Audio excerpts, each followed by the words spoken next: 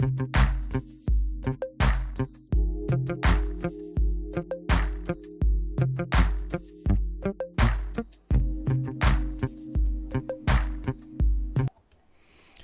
is going on, everybody?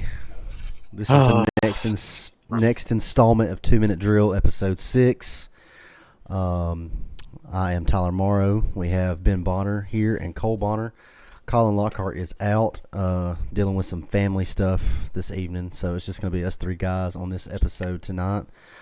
This week we're going to dive into talking about a little bit about the AP Top 25 rankings, possible CFP outlook with the rankings coming up next week. We're going to dive into LSU and Texas A&M and talk about Bama and Missouri, as well as go over our college pick'ems from last week and look at some NFL highlights.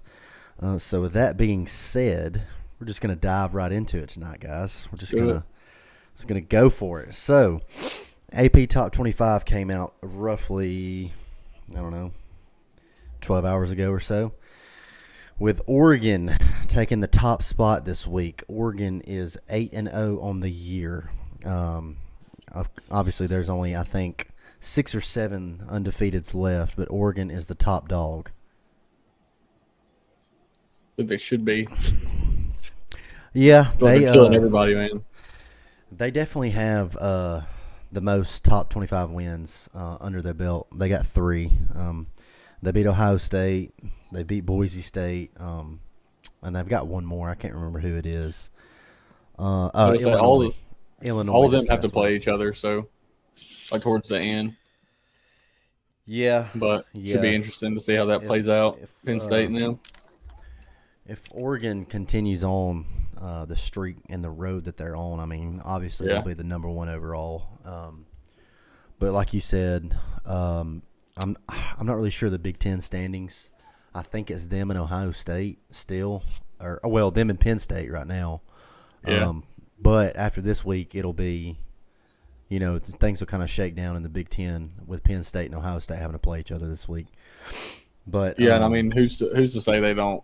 Like, we're sitting here at 14 with 2 losses. Like, as those people lose, it might just bump us down, or that kind of thing. I don't know. That's one of the things that I wanted to get to, especially, I mean, us being Bama fans, and I'm sure crazy to see us that low, dude. Yeah, but still, if you think about it, I mean, it's not so. And this is one thing that people have to remember is it's not based off AP Top 25 rankings. It's solely based upon seeding. And so you could have a 14-ranked team be a 12 seed in the playoff. I mean, it's all based off CFP criteria and things like that. And I think everybody in the country right now is so fixated, especially, we're gearing towards the end of October where the CFP rankings are about to come out next week. Yeah. I think everybody's gearing towards, we're so fixated on, what number are we right now? What number are we right now? And there's so much more football left to be played in the year to where, I mean, anything can happen. And I wanted to talk about, so even though we're ranked 14, Bama still is one of 4 teams with 2 or more top 25 wins.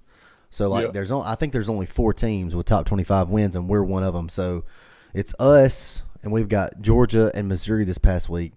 Oregon has 3 with Ohio State, Boise State, and Illinois. Georgia has 2. They beat Texas a couple weeks ago.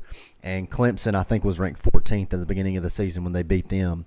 And Texas A&M has 2 top 25 wins against number 7 Missouri when they were ranked 7th, and this past weekend against LSU.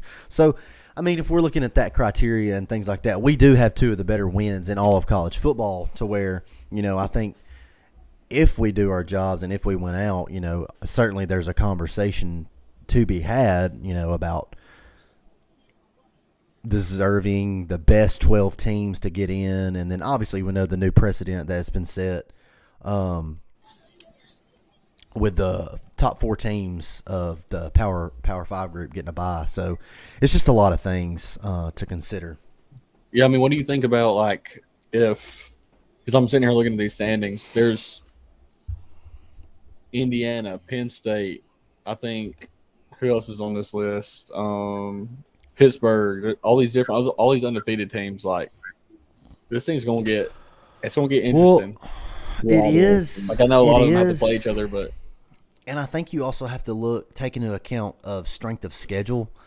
Just like Pitt and Army, the reason they're ranked so low, I mean, their strength of schedule is I not the know. greatest. Army's in a group of 5 in the AAC, and I'm not knocking the AAC. I mean, I think they're a great conference, but just like Pitt's in the ACC, but I mean, their strength of schedule, their best win might be what, West Virginia Yeah, or yeah,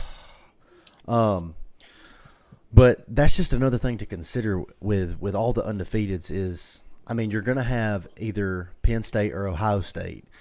I'm not going to say this is an elimination game. I don't necessarily think it's an elimination game for them, but Penn State, I believe it's an away game. I can't remember what it is. I don't know if they have to travel to Ohio State. I think Ohio State has to go to Penn State. I mean, if they get a 2-loss team, I mean, they haven't beat anyone in the top 25 this year. Their best win for Ohio State is either Michigan or Iowa, and we see how Michigan's turned out this season. I mean, they're 5-3 now. I mean, they're average, but they don't have a top 25 win. So I mean, I would think that they would fall below Alabama with the 2 yeah. losses that we have. And no, I mean, not to mention that our 2 losses, looking at them, are not bad losses. I mean, we have a loss to a Tennessee team who's ranked 7th, and we have a loss to a Vanderbilt team who is the first team out, which that was supposed to be on this slide, but I guess it got edited off Got or put something in. when I was But I mean, Vanderbilt's still getting votes to be in the top 25, even though I mean look at how they performed against Texas this week. Yeah, I mean, they have proven time and time again, like, hey, you can't count these guys out. They're 1 win away from bowl eligibility. I mean, no, and even honestly, like we were texting during that game. Like as soon as they're driving with 9 minutes left, and Pavia throws that pick. Like if he don't throw that pick and they go down there and score, they probably win. and even with him I was throwing that thinking pick, dude. they still had a chance. They drove down the field and scored and brought it to a 3-score game and had a chance to kick an onside to potentially tie the game. So, Yeah. and I mean, to think that That's even possible. with how much talk has been on Texas and their high-powered offense and their defensive line, Vanderbilt held them to 27 points. Yeah, I'm starting to think that you were right. Like you remember last week we were talking about how like I thought Georgia was their defense was not as good, but I'm really starting to think that Texas is a lot more like us than we think. And, I think know. Texas. I think the hype. Their first 6 games. I mean, best win was what, Oklahoma, you would say. You would And think, even but they're then, not looking great right now either. yeah. I mean, even then, it's not a quality win. I mean, Texas's best win. Do what? The competition isn't there. Yeah, and I know. I mean, I forget the criteria on how they have to do the top 25 wins or whatever. I think they base it based upon what the team was ranked when you beat them. Yes, they have a top 25 win against Michigan, but yet again, that win hasn't aged well for them. And their next best win, like we said, is it's going to be between Oklahoma and Vandy. I mean, Oklahoma and Vandy are tied in the SEC standing race right now. So, Which is crazy. I know. I mean, Easily- who would I Who think would've Vandy thought? could easily be above them because we still got to play Oklahoma. Yeah. I mean, they could easily go and sit at what are they right now? Oh, no, they're not even on here. Whatever. They've lost what, 3 games, 4 games? Vanderbilt, No, Oklahoma. they're 4-3. I think they had a bye week this past week. Yeah, I mean they could But- easily be. But yeah, win 6 games or. oh yeah, for sure. One thing I did, so I was looking at it, and one thing that I was thinking about is if chaos does ensue. There's 2 things that I wanted to talk about. I think Bama fans need to take a breath. I mean, we're not. I mean, after this week, it has made me more optimistic for the outlook of the rest of the season, especially with us, shutting out a top 25 opponent.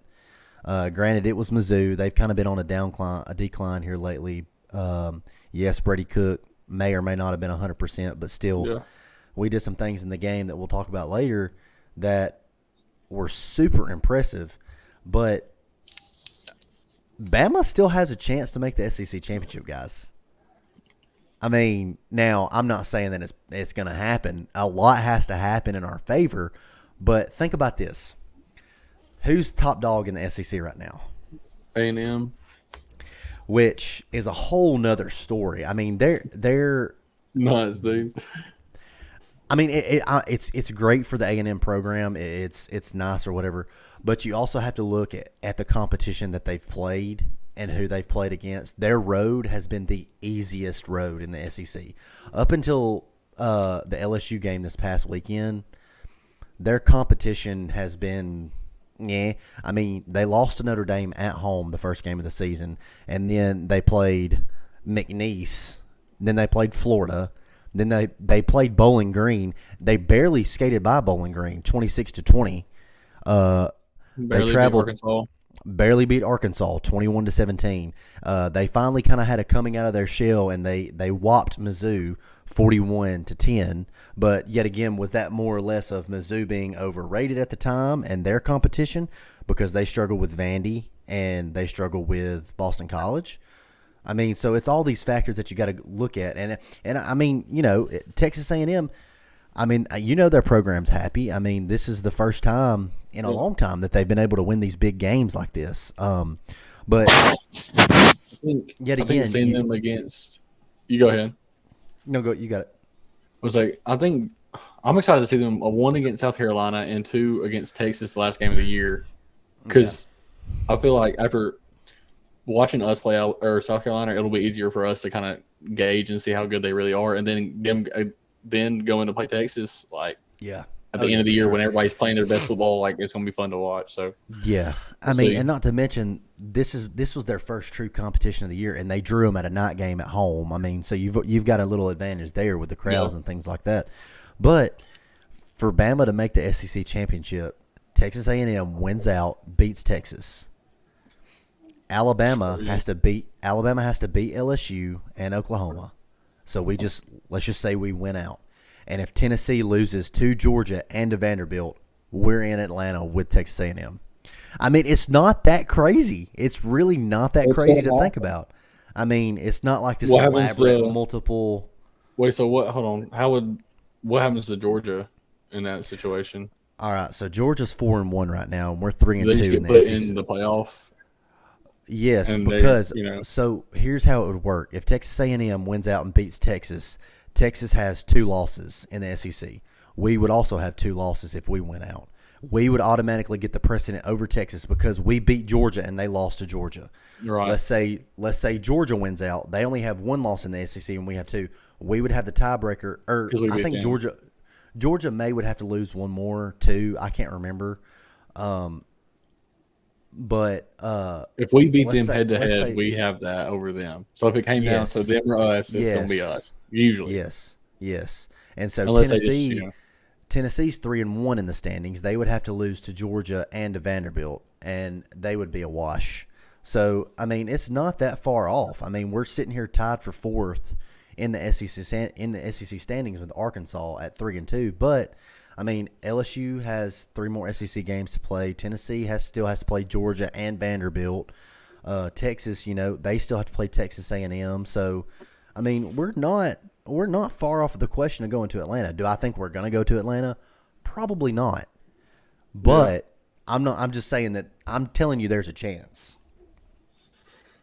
I mean, if you would have told me that after Vandy beat us, I'd have told you, heck, no, there ain't no way. But. And another thing is, I think a 3-loss SEC team gets in the playoff. Absolutely. All day. Dude, after what happened last year, there's no way they were letting that happen. There's no freaking way. Now, granted, Florida State's pretty much ate their words this whole year this year. Well, there's no way they're going to let that happen. So just look at the history of it. If you just look at the history, in 2018, there were 4 teams that were 9-3 in the top 12 of the final playoff ranking. 4 teams. In 2019, Wisconsin was 11th and was 10-4 at the end of the season with 4 losses. That's crazy. In 2021, a team with 3 losses. There was one team with 3 losses in the top 12 at the playoff ranking. I can't remember what team that was. 2022, Utah and Kansas State had 3 losses and were in the top 10 in 2022. So, this is the kind of stuff I'm talking about, where everybody has to play everybody. Yeah, and so just looking at the numbers and the history behind it, I think there's going to be a 3-loss SEC team in the playoff. And shout out to Randy from Mobile for those stats. He hit me up with those today. And old Randall, old Randy, what a guy! Shout out Randy. But in order for a SEC school with 3 losses to get in, you have to have BYU and or Iowa State lose a game. If those 2 teams stay undefeated and they both play each other in the Big 10 championship, or the Big 12 championship, they're both going to get in, and they'll give precedent over a 1-loss Big 10 championship or Big 12 championship contender than to a 3-loss SEC school. I'm trying to look up there who else BYU plays. If it'll show up.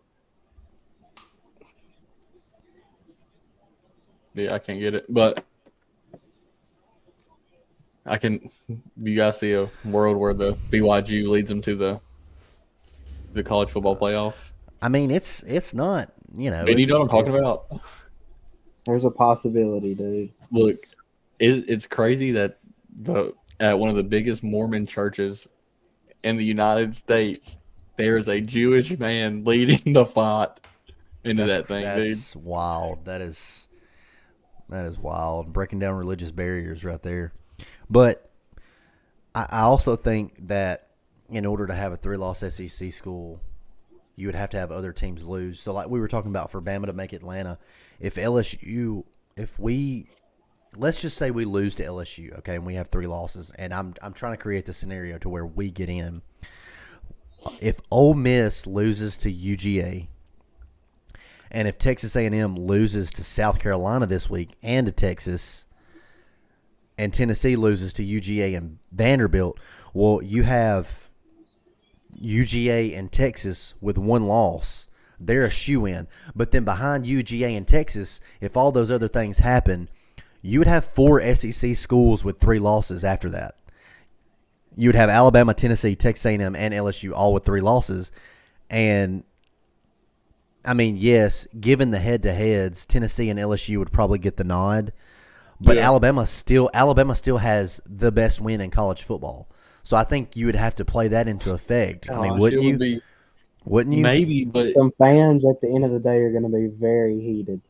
Well, dude, I mean, that was the whole goal of this whole thing of making this super conference that is the SEC now, with adding Texas and Oklahoma, and exactly that's the point, was to make the SEC harder, and so it wouldn't be a shocker if there was freaking 4 SEC teams with 3 losses. That's kind of the goal. Yeah, I mean, so, at the end of the day, the SEC is it's different. It's built different. You're playing the best week in and week out, and to have 4 teams with 3 losses is really not a shock, to where at least one of those gets into the playoff. And given that Bama has the best win over Georgia, if they go and they win in the SEC championship, and Vanderbilt, let's say they win 2 more games, I mean, that's proven to be a good loss to possibly a top 25 team at the end of the year, and we just need Mizzou to win out as well. I mean, if you have all those factors in, I think a 3-loss team gets in. Well, I like the point where you said at least one. You know what I mean? Like, mean, because of how it's set up, and we're all playing. Like I said, we're all playing each other, and then most of those teams are in the top 25. And obviously, I think one deserves to get in. Now, 2 or 3, we're pushing it, but I mean, we'll see. Oh yeah, for sure. With that being said, we're going to go to our first college game of the week, and it was LSU at Texas A&M, and I kind of wanted to just let y'all guys, open it up and just say, what y'all saw in this game, and we'll leave it at that. Ben, you want to go first? You want me to? All right, I'll break it wide open. I'm Uh, calling that. Oh, okay. I was gonna say that one, I didn't watch the whole game. Okay, I went out and I seen LSU winning. It was like 17-7. It looked like they were about to break it open. I'm like, okay, cool. It was a night game. I got church in the morning, so I was going, I got to get up, whatever. Well, I fell asleep and I woke up and Texas A&M was freaking winning by a lot. And so I don't know what happened. I've been doing some research and stuff, but it really does look like what's that? The other quarterback's name, Marcel Reed. Dude, I went back and looked, and it looked like they ran inside zone the rest of the game and just freaking ran it down their throat. And I loved it. It was awesome. It was a total shift in dynamic of what Texas A&M was trying to do with the football offensively. The whole first half, I mean, they had success running the ball in the first half, but not like the second half. I mean, second half when Marcel Reed came in, it was just a totally different dynamic. I mean, it was wild. So Texas A&M won the turnover battle. They forced 3 turnovers on Nussmeier in the second half. LSU had 1 turnover. Did they forced 1 turnover. Or botch a kick or something? No, Nussmeier threw 3 interceptions. No shot. Yeah, he was buns second half. So, yeah, second half when Marcel Reed came in, he gave LSU fits. There was lots of run game, like you said, Cole, and they controlled the clock. They controlled possessions. You saw the LSU defense kind of regress. They were forced to stack the box, and they had to respect the run. But also, I mean, Marcel Reed was 2 for 2 and 70 yards passing. I mean, he hit 2 darts. So when you bring in a dual threat like that, I mean, you're going to give the defense fits on run fit. Do I sink back in zone? If I sink back in zone, is this guy about to school me for a 35-yard run? And honestly, and I know I'm looking ahead, but this gives me hope for 2 weeks when we go to LSU with Jalen Milroe. I mean, it gives me hope that, okay, maybe our run game, we saw it wide open second half against Missouri. Maybe we can continue success in our run game and boom, and open it up against LSU. But like you said, they just ran inside zone and outside zone until it went out of style with Marcel Reed. They couldn't and that dude, it's literally like, what if you cannot stop the run, you will not win the game. Like, it's just, it doesn't work that way. And it was crazy to me because LSU's linebackers and honestly their defensive ends have always been gap sound, and the defensive ends were just flying to the backfield. Linebackers were overcompensating to kind of try and cover their gap, and he would either hand it off to Xavier Moss, who would go for 8 yards, 10 yards, 15 yards, or he would pull it and keep it and go himself. I mean, it was crazy. I mean, the duo of Xavier and Marcel just gashed them in the second half. I think it was like 236 yards combined from both of them, and 5 touchdowns. A lot of those runs, like a lot of times, like when people break runs and stuff, they're making a move and then going outside, or they were just running the ball down their throat as vertical as possible, dude. Running through LSU like crap through a tin horn, man. I mean, it was hard-nosed run through a man's face over and over and over and over and over and over again. Well, say, dude, the thing about it, I want to ask y'all, what do you think happens for them the rest of the year? Are they split still? No, because I know Wigman was hurt a little bit. Does Reed take over the whole thing and they just turn into a freaking, hey, we're going to run the ball down your throat and you're going to make us stop? Like, I think you have to. I mean, beating them like that, I do too. If I knew I could just get just hand the ball off and be done. Yeah, I mean, I wish we could do that. I think with the dynamic of just, I mean, because they open their playbook up. I mean, you can run or pass. You open up the RPO game. You get their linebackers on their heels. You've already won half the battle there. And Connor Wigman, bless his heart, man. He was 6 for 18 passing. 64 yards, no touchdowns. They were dialing up pressure on him in the first half, and he just – and I get it. I mean, he had a great game against Missouri a couple weeks ago where he was throwing darts left and right. It looked like they were figuring it out, but – No, bro, he's a Buckner type guy. Maybe. And maybe he was hurt. I don't know, but still, I mean – Marcel Reed, 9 carries, 62 yards, and 3 tutties. You can't deny that, man. No, sir, you cannot. I'm excited to see them going forward, and so on the we need to put that video of Connor Wigman talking to the magician as a reason why they probably weren't very, very good. I don't know if you've seen that. We need to put it in the description, but it's freaking hilarious. What's the magician's name? I don't know. Whoever the one that goes to all the Oz the Mentalist. Yes, dude. It is. Dude's crazy. It is. Dude's insane. Dude, I think he said 3 words the whole time, but he just kept saying them. It was funny. So anyway, my boy Connor Wigman was sounding like Colin on a couple episodes. Nah, bro. Nah, man. Nah, bro. It. No. So looking ahead.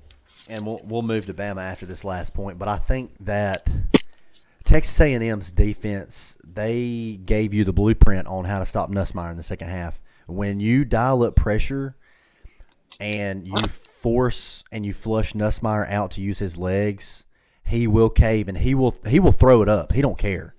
I mean, 3 interceptions in the second half, all stemming from pressure that he received. And a lot of the times – and this is what's crazy about LSU's O-line is a lot of times it was just 4-man pressure. I mean, it was just 4-man pressure, 4-on-5 guys, and they were getting in the box on Nussmeier. So I think with that, I mean, you have set the precedence on how to stop LSU because they're going to air it out. They will air it out. They have 405 yards passing in that game. They're going to try to air the ball out. They got dudes on offense. So it's going to come down to us dialing up pressure and can we cover our guys in space. Yeah. That's what kind of scares me a little bit. No, bro. We got some dogs in the secondary now. And with that, we can move on to Alabama and Missouri. But I think that – And Barkley better get right. With the Missouri game, I think you saw our secondary, even with the Tennessee game, our secondary has grown up in the last couple of weeks, and you kind of had to, dude. Well, yeah, at the Tennessee game, dude, they had multiple chances to capitalize off deep balls, and it was either bad passes or just mistakes in general. Mistakes. Okay, but even with that being said. Take this week, for instance. You had Luther Burton III, who is probably one of the best receivers in the SEC. I mean, he's being one of the top. He's one of the best. We held him to 2 receptions for 26 yards. Now I know Brady Cook and the backup. You know, they're not the most stellar. But before this, what was Luther Burton averaging? Like 86 a game. A lot. I mean. Yeah. Luther Burton is one of the best receivers in our secondary. We locked that man up. We had him in a ball and chain, man. I mean, he could go nowhere. And I just think that proves how much our secondary has graduated in this game. Well, you got to think at some point, you know, I remember when we were playing, like Coach Moore used to always say, like, once you start getting to game like 7, 8, 9, like, you're not a freshman anymore. No, we're over that, and I think you're starting to see us like you're a vet. You're a vet. Clay. You're starting to see dude like Mbakwe, the dude from Clay, and like some of these other guys. Like, hey, we're playing together. You're not a freshman anymore. Let's get this thing on the road and let's figure this thing out.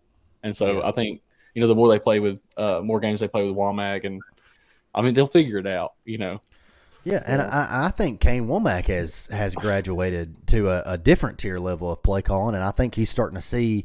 In the SEC, what you can and what you can do, and I think that's why you're seeing.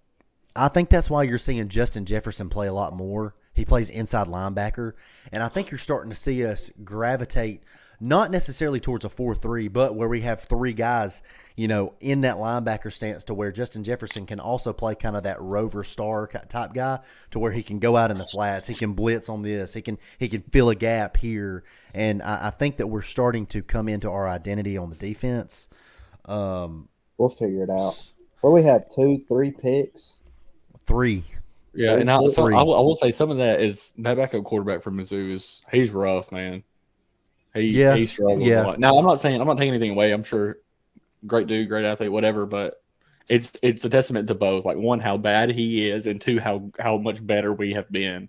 Because at the end of the day, it's still Mizzou. But also on the flip side of that, yes, he's not great, but this is what happens when you bring pressure on a quarterback and you force them to make mistakes to then capitalize on those mistakes. Oh, my God, somebody's in my face. Let me just chunk it up. And, you throw it 10 yards over their head and we get a pick. Or you throw it 5 yards short and Malachi picks it off and returns it 30 yards. So it's just the little things that add up to make the big things in these games. Even watching, like, Cook wasn't – like, I'm not saying the gap between them two is great. Like, I'm just saying, like, he's the backup for a reason. But Cook didn't look spectacular. I mean, I know he's a little banged up, but, I mean – Oh, yeah, for sure. Still. This was our first shutout of an SEC opponent since 2020, in which we beat Mississippi State 41-0.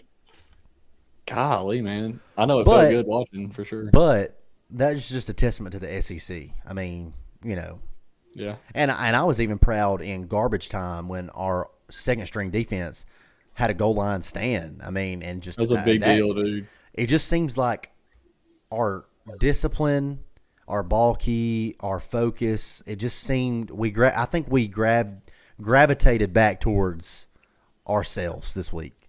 Yeah, I mean, even looking at some of the interviews of them talking about at practice, like some of those seniors, like I think Booker and whoever else, I feel like they're fed up too. Like, as much as we're upset and we're mad, you don't like those guys are like, man, this ain't us, bro. We gotta figure this thing out. And so I think you've heard Kalen DeBoer talk about it a little bit too. And I can attest to this firsthand. These guys, these leaders, and this is anywhere in any football team, any leader that you're going to have. They don't need fans telling them what they did and did wrong. They don't need fans criticizing them. I guarantee you, after a loss and after a bad game, these guys are the hardest on themselves because they hold themselves to a higher standard. Yeah. I mean, no doubt, dude. You've heard Kalen DeBoer talk about it a little bit. Like, these guys are making sacrifices that we have no idea about, and I honestly don't think he's just saying that. Like, I think he's not, man. He's not. These dudes are really like they care about this a lot, dude. There's a reason they stayed. Like, they easily could have left like Caleb Downs and been just another top prospect anywhere else or did whatever. Like, I mean, they easily could have done that and they didn't. So it was just a big, it's a testament to kind of guys that we have, and I think we still have to have some hope in them and stuff. I loved that, especially the first couple drives, not so much towards the middle of the second quarter. Our play calling on offense seemed to cater back to Milroe this game, and I love seeing the quick screens. I love seeing the quick passes. We widened them out, got them outside the box. That's what Milroe needs is the short screens, the short passes. Get him in a rhythm. Get him a completion here. Get him this. And I think we catered to him.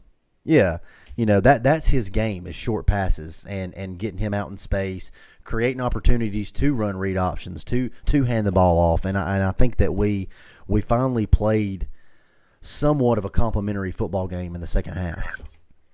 Yeah, I mean, I think too, like coming off of that, like the offense and defense are kind of learning how to play off of each other, if that makes sense. Like, hey, go get a stop. Hey, we need a long drive here. So and so, whatever. Like, and I think you can kind of tell that, like you said, we're really just coming along.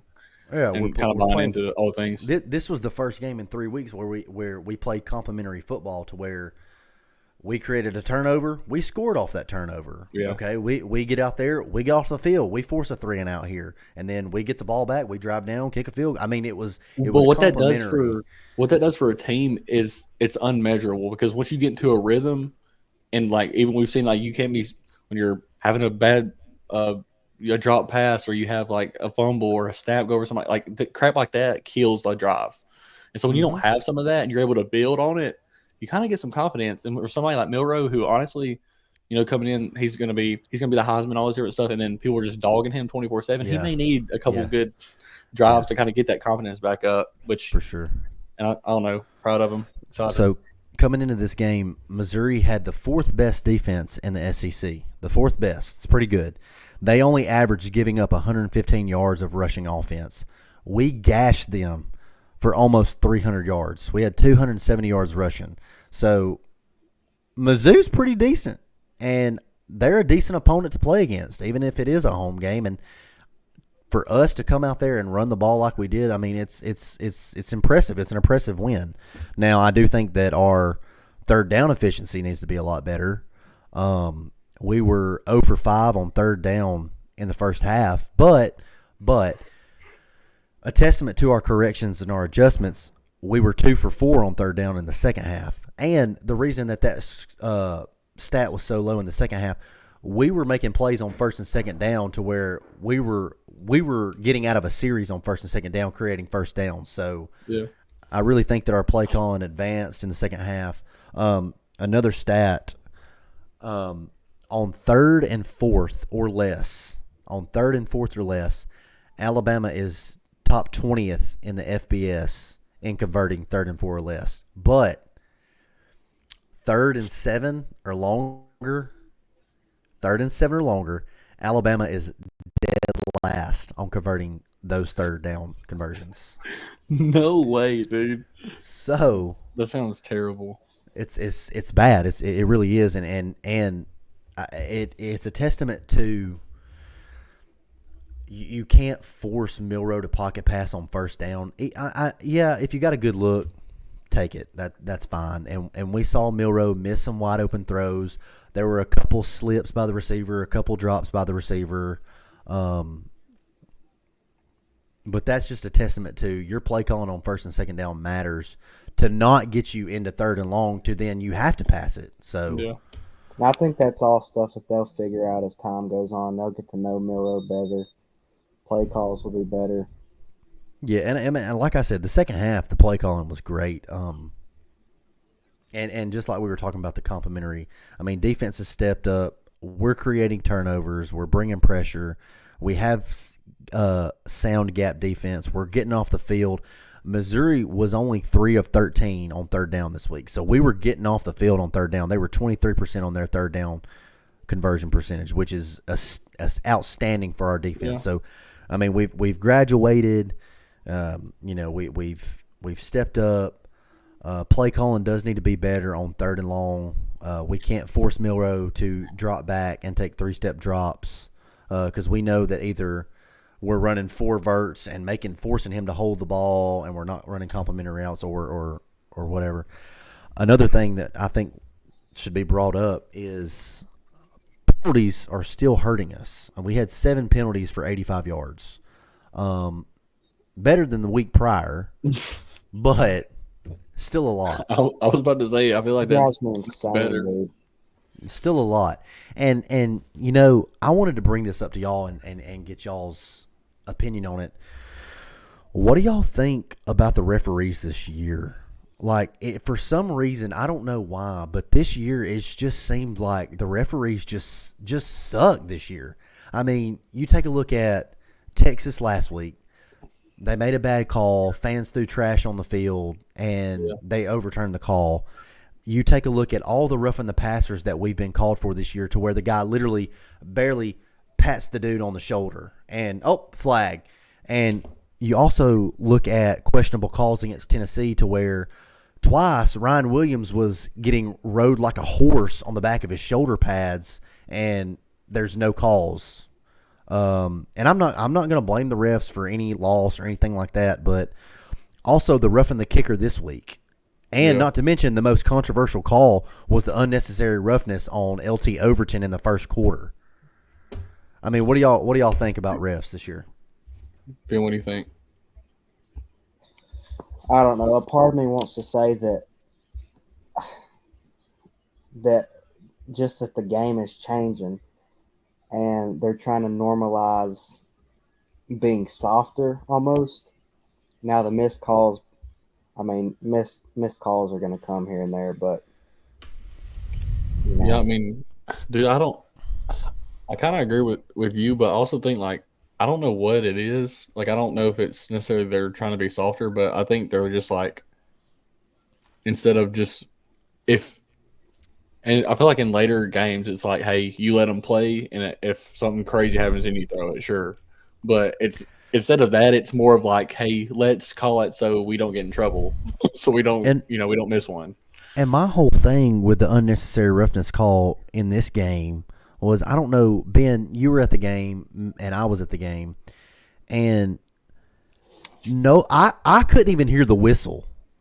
I didn't hear Now it either. I saw the flag, and so what had happened was Mizzou was backed up. They were on their own 30, or it was like 25 maybe, and it was like second or third down.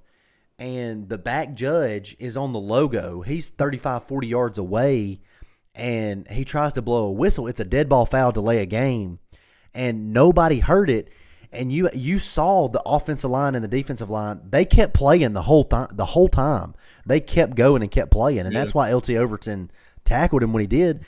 And it makes sense if nobody heard it because even on the replay on TV, I had people texting me saying that the head referee was in the huddle and I said didn't hear anything, dude. I couldn't hear the That's- whistle either. And That's why I texted you too, because we couldn't hear it. I mean, you couldn't see nothing, even from TV. I feel like usually you can hear it a little better. No, you couldn't hear nothing, dude. No idea. And what's crazy is that if you watch and read the mouth of the head referee, he looks at the back judge and says, "I didn't hear your whistle." So how can you throw a flag on LT Overton when both the offensive line for Missouri and the defensive line for Bama still think it's a live ball? I mean, you can't do that, Dude. From when you're a little kid, they literally what's the first thing they teach you? You play till the whistle. You dog. play till you hear the whistle. You play until you hear that whistle blow. And if you That's can't the hear first it, thing. then by golly, you keep playing. Well, they probably I didn't don't- just want to kill the play and not call anything. So they Yeah, just, but you can't. oh, you let me can't drop the punish, flag right here. And I know, but can't- here's the you thing. can't punish somebody because of that. You can't. And I get it. Brady Cook was one of the only ones to see it, but the only reason he was the only one to see it was he dropped back into a pass, and he was already looking in the secondary, so he probably saw the referee waving his hand anyway. But if you're Brady Cook and you see your O-line still reacting, you got to go down and get on a knee, or you gotta do dude. something. Yeah. Because, like I said, you play to the whistle. You don't play till the referee waves at you. They're doing crap all the time, dude. You can't. Yeah, man. He gonna put Yeah. himself in a position that maybe he might not get so lucky and get smacked. Yeah. Freaking. I mean, being, I being just a think ref is a hard job, though, dude. it Oh, is. I know It we is. have. You You know, have to Lenny deal Garrett's with the dad does that. crowd, making the controversial calls. That's what we're saying though. Like I think either you let it play or you whatever it is, it's got to be the same all the time. You can't just be like, oh, we're gonna call this one. Oh, we're gonna blow our whistle on that one. You can't do that because it's not. Yep. It's either one or the other. So we had 215 passing yards, 271 rushing yards, 486 total yards of offense. Milroe was 62% on his completion percentage rate, 16 to 22, 215 yards and one rushing touchdown. Justice Haynes had 8 carries for 79 yards and a touchdown. Jam Miller also recorded 11 carries, 48 yards and 2 touchdowns. I just thought our rushing game opened up. We saw what we needed to see from those guys. Last thing, stellar standout in the secondary that I wanted to talk about. My boy B-Hub. Bray Hubbard has stepped up in the secondary the last 2 weeks. And, I mean, guy has finished second in total tackles for the defense in back-to-back weeks. He had 9 tackles against Tennessee, 7 tackles against Missouri. He had his first collegiate interception. I mean, he's been the spark that this secondary has needed, and he's playing in the place of the hurt Keon Sabb. And I think the guy's great. I mean, what do y'all think? I mean, good for him, really. Yeah, dude. I mean, a little backstory. He is from Ocean Springs, Mississippi. He's a sophomore. He played quarterback and safety in high school. He finished his high school career with 97 total touchdowns. He had 5,200. He had 5,288 yards passing, 55 passing touchdowns, 4,044 yards rushing as quarterback. and dude came and played secondary at Alabama. Well, you said he's a dog. You said he had 5,000 passing and 4,000 rushing. Yes, So at you're Ocean saying Springs High School. in his high school career, is that his career or in the season? High school career. So you're telling me in his high school career he had about 10,000 yards? Yes. Total. Yes. That's ridiculous, dude. That is wild, bro. You know how hard Nuts. it is to have 100 yards in a game. Hard as crap, dude. Yeah, and dude was doing that. Dude was doing that easy every game. Like that sounds like 3-4 times over with Mm-hmm. both. Yeah, That's and crazy. I think that Good he's for the him. spark. I think he's the spark that the secondary's needed. He's grown up these last two games, and honestly, the entirety of the defense. So you could just tell from being there in person and him getting the interception, him stepping up in the box and stepping in gaps, making tackles. Yeah. It seemed as if Deontay Lawson and Malachi Moore were just like trying to father him, and they were just like proud fathers in that moment. And it's good to see that we've got young guys stepping in the role. I mean, because our secondary, like we talked about last week, is just young. Yeah. I mean, we lost so much that they're nothing but young. But you see these young guys stepping up. Xavier Brown had a heck of a game. Malachi Moore, heck of a game, and I think our secondary is going to be in a good place for in 2 weeks at LSU. Yeah. Well, those hard times, like losing these games and stuff, that's what really makes teams go. Yeah. So you figure it out. So absolutely. Well, with that being said, we're going to move to our college pick'ems record. Colin is this week's winner. He was 3-1 with an overall record of 8-6 now. Ben and I are tied this week. We went 2 of 2. I have the best overall record. Just wanted to state that. I am 9-5, and everybody else is 8-6. Cole is this week's loser. See, at 1-3. Kind of explain myself. Okay, look, the heart wanted what the heart wanted. Okay, I thought for some reason I wanted Navy to win so bad. I wanted it. I was thinking with my heart instead of my brain, and it cost me because if I had picked the other, we'd be a 3-way tie for last. So it's fun. Speaking of, imagine this: Colin didn't do. We're convinced that Colin didn't do his punishment last week. So I mean, I don't think he did. I say whatever we spend this time, he gets to do too with me. How about we choose his punishment next week, dude? I'm telling you, we need some ideas. Comment some ideas. Yeah, if y'all his could, negligence and his just hates just not caring for the people. Shout out to my boy Bama Man 01. We need you to comment on our YouTube or wherever you're listening at, man. Just give us some ideas for punishments for Colin. He's slacking. He's not following through. So whatever Bama Man comments this week, man, that's the punishment for Colin. Even though Cole lost this week, we're saying screw you, Colin, and you're getting a punishment for not being here. Cool. Good deal. I like it. All right. All right. Moving along, we have a kind of a good slate this week in our college pick'ems. We're going to do 5 games this week. And I guess, like we were talking about, this is going to be, the last week before the first college football playoff rankings come out, in the first week of November. And I think, we've got a lot of fate-based games on our bye week to where chaos can ensue and shake up things for Alabama and for the SEC. So with that being said, we're going to start Ole Miss 6-2, traveling to Arkansas, who's 5-3. Go ahead, boy. Ben. I always go first. It puts me at a disadvantage. I'll go Ole Miss. Yeah, I'm thinking. I think Arkansas is they're playing really good, but I really do think Lane and them pull it together. Tyler? So y'all said Ole Miss. Arkansas is one of those hard teams. You don't know what team you're going to get. And the way that Ole Miss has played on the road this year,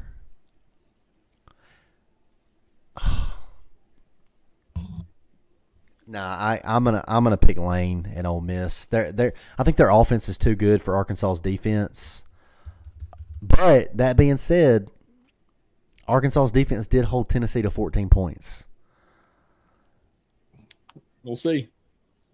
I'm gonna go Arkansas. Oh, I hear you, Big Money. Yeah, we're gonna pull for Sam Pittman, the big fighting pigs, man. Oh, okay. All right. So this week we got Vandy at Auburn. Auburn, Jarquez Hunter, man. I mean, 278 yards rushing this past week at Kentucky. Dude was running that thing. Ben, who you got? I'm going Vandy. Nice. Oh, Tyler, you go. Man, I have to. You go. I really want, and I think Vanderbilt's got a good scheme, and Diego Pavia has beaten Auburn before at New Mexico. It's true. And he's played in the hostile environment of Jordan Hare, and I think that Vanderbilt's defense is good. I mean, they held Texas to 27 points in this past game, and I think they can get it done on the road in Auburn. I think they can, and because this is going to be one of those games that Hugh Freeze is going to implode. And I don't think he's not gonna run Jarquez like he should. He's gonna leave it in the hands of Peyton Thorne. Peyton Thorne's gonna throw a couple of interceptions. I'm taking Vanderbilt. You think Hugh Freeze pays down his leg and just self-destructs on live television? I'm gonna pick on my leg. I'm not really an athlete. Cole, who you got? Vandy by a million. I hate Auburn so much, dude.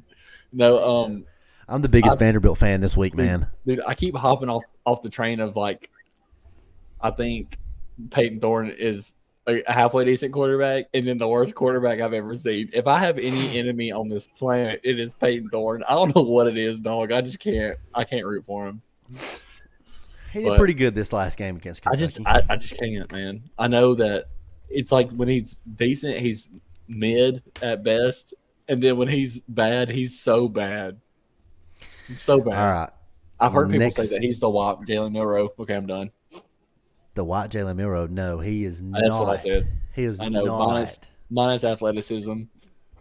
But all right. So this next game is a huge one for playoff implications and for SEC implications. You have number 10 Texas A&M 7-1 traveling to South Carolina. And it has been confirmed a night game, 6:30 p.m. at Bryce Williams Stadium. Ben? Benjamin? I'm going Texas A&M. Cole? I think South Carolina gives them all they want, but coming off the big win, I think Texas A&M gets it done. I'm going to go ahead and give dadgummit. I'm going to go ahead and give Randy. Randy from Mobile wanted to chime in on this one and said South Carolina by 10 points at home at night in Bryce Williams. Upset alert of the week. And so I'm going to go with my boy. God. I'm going to go with my boy Randy, and I'm calling the upset. Lenora Sellers is going to absolutely give Texas A&M the blues, and they're not going to they're not going to handle the environment on the road of Bryce Williams. If they win, Randy needs to call in next episode. Hey, if they even if they don't, we're teetering on the edge of Randy taking over for Colin at this point. Probably a little bit more knowledgeable. I'm just playing. Colin, I love you. All right, next one. A little ACC top 25 matchup. You've got number 18 Pitt, who's undefeated, led by the Alabama transfer Eli Holston, at SMU, who is 7-1, ranked 20th in the AP poll. I'm going SMU. Okay, a little upset alert there, Benjamin. I like it. I was going to look up some schedule stuff, but I think we have – I don't know exactly who all Pittsburgh has played. I love a good Pittsburgh. but I think SMU hands them their first loss. Okay, we'll upset, uppy city alerty from both the twins here on this episode. So it seems that Pittsburgh's best win this season will either be North Carolina, West Virginia, Cincinnati, or Cal. I don't know the records of those teams, but judging based off the spreads of those scores, I'm going to take SMU at home. All right, here's the one. And the winner of this week, the top dog, the crescendo, number 4, Ohio State, 6-1, coming off of big win against Nebraska. Notice the sarcasm in my voice. At number 3, Penn State. I believe this is an 11 a.m. kick, so we won't get to hear Whiteout Mo Bamba. I would have loved to seen that from Penn State. I don't know. They may still be whiting out. I don't know if somebody knows, comment. But this is a huge one. I don't think it's an elimination game for either one of these teams as far as playoff contention, but it does hold major implications for the Big Ten championship.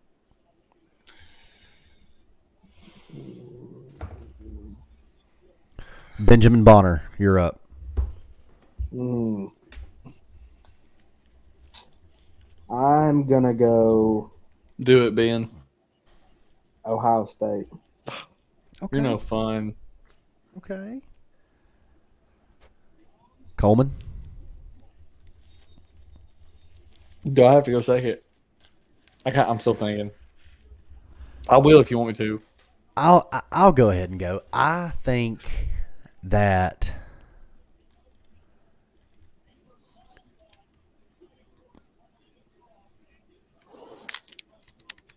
see it's all based upon who Penn State has played. That's literally what I'm looking at right now. And I think that their best win this season has been They beat Illinois by 14. Illinois Beat USC in overtime. And see, the fact that they struggled with USC. Now, granted, that's a road game. They're in a different environment. And they've traveled. They're a lot better than their record. USC is a lot better than their record. What the record shows. I think I'm going to go. LSU. I think I'm going to go Ohio State. I think Ohio State hands them their first loss on the road. See, the only issue with that is I feel like Ryan Day has a history of when it rains, it pours, and when they start losing, they just dive into that. But yeah, I don't think they've played it. I don't think Penn State's played anybody, honestly. So I don't think they have either, and I don't think that they're.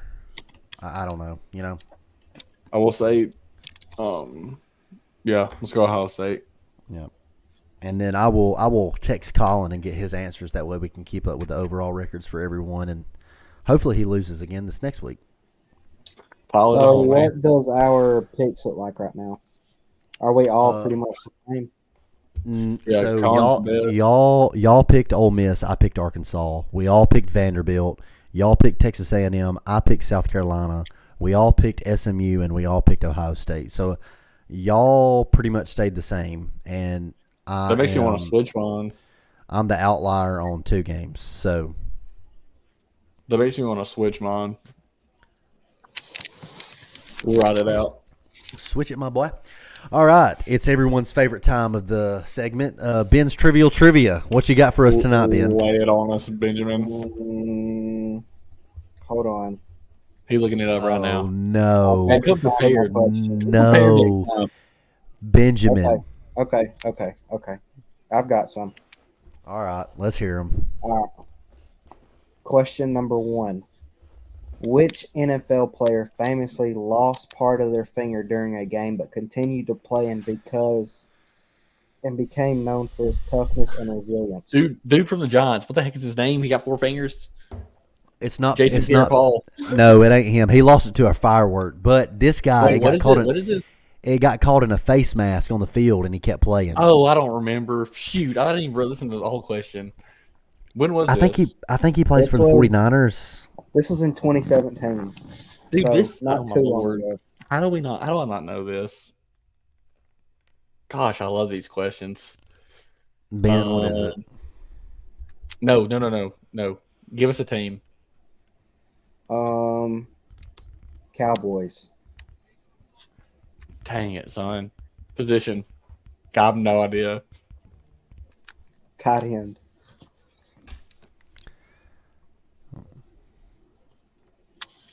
Jake Ferguson. Very, very famously known tight end.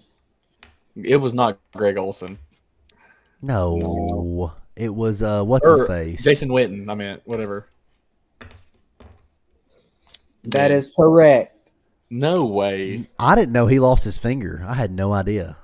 I We didn't need know to that either. do we need to do prizes for whoever gets the trivia questions correct. Energy drink. Something. Drink. Come All on. Question number 2. What notable event occurred in 1982 that led the cancellation of an entire NFL season and changed the landscape of professional football? The This merger. is a difficult question. The merger. No. Dang it. 1982.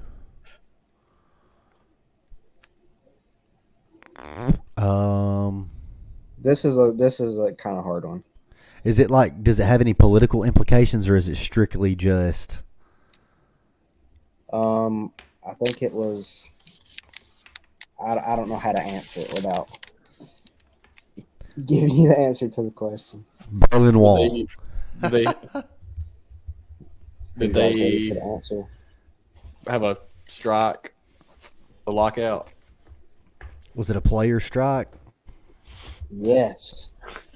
Yeah. How did you get that? I looked it up on Google. Oh, of course you did. It Bro, was you all can't back in cheat. I know. I 1982. had. Look, we were not going to get that. They cut Yeah, we the were. season to 9 We got games. we got bro up there talking about the Berlin Wall. Like, what? Are we, come on. Hey man, it's real. Look into Yeah. it. All right, and Yeah, we landed question on the number moon too, didn't 3. we? I'll skip question number 3 because Tyler has already guessed it, and it is Jason Pierre-Paul blowing his hand off with fireworks. No way. Heck yeah. That was my third question. All right, like that these. is. This is my favorite thing that we do. I love this. Oh my god, If you That did that, is. comment in the comments that you did. that is Ben's trivial trivia for the week. Thank you, Benjamin. Thank you, sir. That was awesome. That was a good one. So we are going to swap to doing something different to try to save time on NFL since we stick with college for the most part. So we're just going to highlight some things in the NFL from here on out. Starting with this week, the crazy inning to the Bears and the Commanders game with Jaden Daniels' Hail Mary, and possibly talking about Rookie of the Year conversation with him. So, Ben, what do you think? I think he's the real deal. oh, no doubt. I think What do you say? I He think is you- the real deal. you got to hand him the Rookie of the Year, right? I mean, By you got far. to. I don't even think it's close. Everything. I said this. I don't know if I said this on the pod last week or if I told Tyler this. I think he is everything that they thought Caleb Williams would be. I don't even think it's close, dude. It's not Yeah. at all, man. Who And I love. is next up in line for this? What do you mean? Like if it's not Jaden Daniels, who is it? Oh, I don't. There's freaking McConkey. I don't know, dude. I don't know. I don't really think you do Caleb Williams. I don't. Nah, Drake May honestly has been playing just as good. he looked pretty good this week. Oh, you could do Malik Neighbors. Yeah, Oh, Neighbors, yeah. but But still, you I can't think I still don't think it's close. the I know. way that he is leading this team, I don't think there's no you got to This- give it to him. This Dude, is the quarterback that they've been searching for years, dude. Dude, Yes. literally the amount, and call me crazy, but he is so much better than what RG3 was, in my Yeah. opinion, that he's like, dude, he's everything they could have ever wanted, dog. And they really, if they would have told you this last year, their record that the Washington Commanders, the Nobody would. Redskins, you'd be like, dude, shut your mouth. Yeah, nobody So would have I'm so believed it. excited. I talked to Tim about it, and he's like, Tim's if you don't know, Tim is my buddy who coaches at East Morgan High School. Big LSU fan. He's like, yeah, Jay Daniels is the real deal. I'm like, dude, shut up. No, he's not. And getting to watch him like this, I'm like, dang, man, maybe he's right. Yeah, and what's crazy is they're first in the NFC East in front of the Eagles now. And, I mean, with what they got coming up, they could be division winners this year. I mean, that's pretty wild. If you hear other players talk about him, dude, they don't treat him as a rookie. That's Wow. Players have come out and say that they don't prepare for him like a rookie. They prepare for him like he's one of the best quarterbacks in the NFL. That's wild. Good for him, man. It's fun to see. Some people like it, they're just easy to root for, and I think he's one of those. Yeah, even though he beat us 2 years ago at LSU. Oh, it hurt, but it is what it is. But I think Jameis dude's Winston is another one of those guys. Oh yeah, speaking of Jameis Winston and the Browns this week, just the fact that he came out and did what he did. I mean, 3 tutties, like 314 yards passing. I mean, dude had him a day. It was wild. It really tells you how bad Deshaun Watson has been. I think this is good. Oh yeah. For him. If you're a Browns fan, I think this is what you wanted. You think this is the turning point for them? I wouldn't say turning point, but it's better. It's better for sure. Yeah, I mean, I bet they're wishing they didn't trade Coop. Like, oh man, I know that's kicking them right now bad. The defense is good, but it is what it is. Because now upcoming they're playing the Chargers at home, and then they go to the Saints 2 weeks after that. And then they get the Steelers at home. I mean, Jameis has got some tests coming up. I would love to see him do good. I really would. I wouldn't mind it. You know, the defense is going to carry him. He don't have to do much, dude. Jameis, he really don't. Bama boy, Jameis. Hueytown native. Yes, sir. Hueytown native. Hueytown's finest. Eating the dub. Okay. Not on this one. Oh, goodness. Yes, Colin's best bets for NCAA and NFL. This segment will be a wash this week because Senior Colin is gone. And keep your money. Yeah, keep your money, man. If Colin were here, he would try to defend himself, and he would say, nah, bruh. But previous week, he went 1-2 on his bets. He has an overall record of 2-4. Hopefully he's gonna send in his bets for this week, and we'll tell you on the next episode what they were, and obviously keep up with his record for him. But yeah, man, just do better. And so with that, we come into the segment of the Tale of Two Twins, where the twins get to fill us with their knowledge on fantasy standouts, college standouts, and people to look forward to the next week. Yeah, for $5, we'll rate your fantasy football team. Drop it in the comments. We'll let you know. Anyway, Ben, we're going to go ahead and get into it. Who is your standouts from this past week? My first player is going to be CeeDee Lamb. Ooh, with a big 40 ball. He's on my fantasy team. Yeah, that one's close to your heart. 40 bomb. Oh no! I think we lost him. 50 yards and 2 touchdowns. Okay. Garbage time definitely helped. The last 5 minutes of the game, I say he probably racked up 15, 20 points. Oh my gosh! Well, good for him, man. I don't know if he's the highest scorer of the week, but he's up there. Yeah, that one's near and dear. I mean, Dak's been struggling pretty good, man. So it was good to see CD kind of finally put it together. And game. Dalvin Cook is out there now. It's so weird to see him. I wish he would do better, though, man. Maybe they'll put it together, man. Get him involved some. I hate the Cowboys like I hate Auburn, like I hate Tennessee. So Yeah, if you're a Cowboys fan, just Sad, man. We have, Sad. wait. Isn't Colin a Cowboys fan? Yeah. Is this poop on Colin? Episode poop on Colin? Like, what are we doing? I guess It's a boy, so, but man. which now at least he admits that the Cowboys for years have always, yeah. So Yeah. I think it's almost worse to be a Jets fan. I don't know a Jets fan though. Just imagine, dude. They lost again this week. Jets. Bro. They Yeah. lost Bro. again to the Patriots. Aaron Rodgers is too much off the ayahuasca. Just He think gotta, they go he get a gotta chill. veteran quarterback. That was the only piece they needed. Then they come out and start losing the game. They fire their head coach midway through the season, and they're still losing, dude. Yeah, they probably should have stuck. What do you do now? What's crazy is that they had a better record with Zach Wilson at this point. Exactly. Maybe you stick with him and go get Devontae anyway. And they go out and get Devontae Adams. That's what I'm They're saying. still losing. I know. What do you do, man? That's atrocious. That's not good. You have That's not a arguably good two formula. of the top 15-ish receivers, whatever. Maybe next year, Jets fan. It's never been the same since the butt fumble. It's been Mark Sanchez. Mark RIP. Sanchez. Mark Sanchez. All right. Good times, man. But anyways, we're gonna get into the next one. I'm gonna be talking about some players to look out for this next week. I got Alvin Kamara versus the Carolina Panthers, arguably the worst team in the NFL. Bryce again sucked. It was hard to see as a Bama fan, but a quick stat: they have given up, I think it's 920 something yards. We'll just say 1,000. They've given up 1,000 yards and 13 touchdowns to running backs this year. So if you have Kamara, which I do, you definitely start him.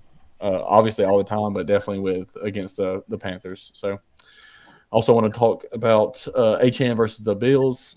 They're also good matchup for him with Tua back. We've seen he really had it going. I think he had almost 30 points this week. Dude's balling. Hopefully Tua will continue to slide and give H&M and all the people some opportunities. So yeah, hopefully he slides and not his brain. Did you see him slide? Oh my gosh. He slid, got up, and the crowd went nuts. Yeah, dude. The stadium went nuts. He got a standing ovation from the crowd. They look like a completely different team with him out there, dude. It is. They have it all together. They have it all together when he's there. It's so like it makes me nervous watching him play now, knowing how many concussions he sustained, because it's like one more, bro, and like you're on a one-way ticket to Antonio Brown's land. I mean, oh, dude, no doubt. It just dude. Somebody has to make a decision for him. Yeah, I don't know. Do it for him.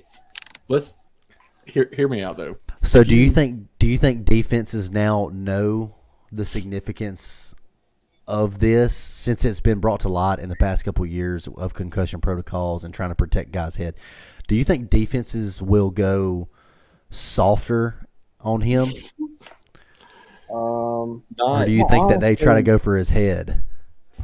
I honestly don't think they try on purpose. Let's be honest. Okay, I know they're not trying, but I'm just saying, like, in the moment, do you think, like, if they're going to make a tackle, split second, they're like, oh man, this is Tua, wait a second, and then pull up last second? I definitely think they think about it more than somebody else. Look, all those guys stick together, okay? It's not malicious. It's not on purpose. I know it's not malicious or anything like that. It's crazy. It's crazy to think that if you were playing defense and you had a shot at a quarterback, you're not pulling up, bro. No. You're not. You're going to smack him. No, I'm going to smack the fire out of them. There may be a sense of regret from the other side of it, but they're trying now, I could definitely see the refs start calling stuff earlier. I was about to say the refs will definitely step in, and they'll definitely more than. Speaking of stuff, I think Tyler just beat me in fantasy football off a punt return touchdown. No, I did what? Oh dang! They did just score. No punt return way! Touchdown. Tyler is beating me by 1 point. No. I needed that. I freaking needed that, man. I knew It's I not only over had yet. I knew I only had their defense to play tonight, and I was like, "There's no way I score." I needed like 19 points to score. Was it? No, you needed 10, you needed 13. That freaking hurt. You're winning by a point, Tyler. But there's still a quarter. And a I half know left. there's still a whole quarter left, so they definitely will probably lose. So, Gosh, that freaking hurts. Stay tuned for next time to find out who won. yeah, man, stay tuned. But with that being said, I think that is it for this week's episode, guys. We thank y'all for tuning in, and hopefully y'all get us on YouTube, like and subscribe, follow us on TikTok. We're about to start posting content religiously on our TikTok. We've got a Facebook page now. Look us up on Facebook. But yeah, we appreciate everybody who's tuning in and watching and listening, and hopefully we can keep this thing rolling for a while. So, Sounds good. anything else? Nah, bro. Cole, if I lose this game, I'm gonna jump off a cliff. I hope you lose. So bad. I'm so mad right now. Thank you for that. Makes me happy. Ben, you got a big forehead. Watch your hair. All right, boys. See ya. 2-minute drill out.